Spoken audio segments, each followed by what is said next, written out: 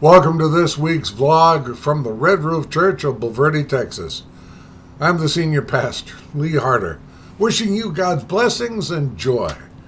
I would also like to invite you to visit us this Sunday, any Sunday, for worship on our campus.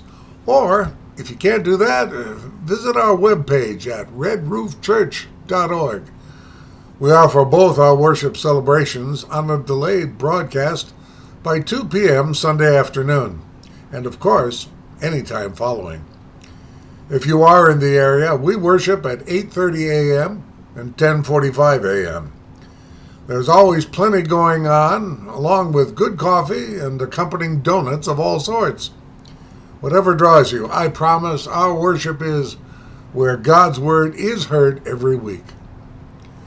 My vlog this week is more whimsical than theological.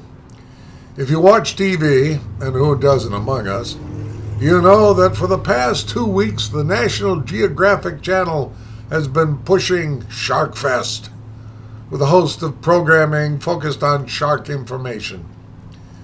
It's kind of their answer to the famous and eagerly watched Shark Week on another channel. Then everyone knows that beginning Sunday, July 28th, the Discovery Channel has their annual Shark Week. I mention this because I am amused by the constant barrage of data and hypotheses as to why sharks attack human beings. There seems to be almost as many different reasons and attempts at explanation as there are varieties of sharks. Despite a plethora of possibilities to explain why there are shark attacks on people, they seem to conclude each proposed answer with, "Well, we're not quite sure all the data supports that conclusion. We need to explore further." I'm betting that the programming of Shark Week on the Discovery Channel will come to the same inconclusive possibilities.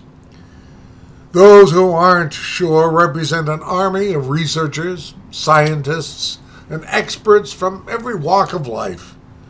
They likely spend millions of dollars and utilize a bevy of grants to do their theorizing and determining.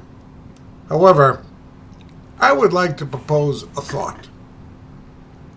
I'm not an expert, a research specialist, or a scientist knowledgeable in any shark brand of ichthyology. I am a lowly pastor.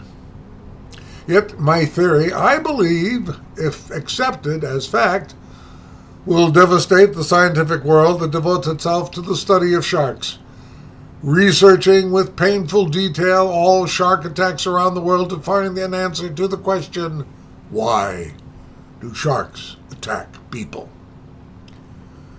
It could dry up millions of dollars in research grants and funds, resulting in untold numbers of brilliant people losing their jobs. But here goes. When one goes into any ocean, gulf, or sea, you become food. By going into the water, human beings are no longer on the top of the food chain. They are food. Like beef from a steer, pork from a pig, or chicken from a chicken is to us human beings, we become part of the menu for sharks upon entering the water, right up there with seals, sardines, whales, and garbage. For this reason, I do not swim in seas, oceans, or otherwise. I do not wish to be eaten. It seems totally illogical to get upset, angry, or overwhelmed by a shark attack that severely injures or kills a person in the water. They chose to be in the shark's world. Sharks do not kill, injure, or eat people on land. Well, they do in Sharknado movies, but they're just silly. They're not for real. Hold that thought. If you want to swim in the ocean, ski or kayak, surf or snorkel, remember, you are now food. While the odds are you will go unscathed, having a wonderful time. Don't complain if on that certain day your luck runs out and you find yourself the entree at the shark's table. If one enters their world, you will become gluten-free food. Your choice. Bon appetit. Those are my thoughts. God bless. Have a great week. See you next week.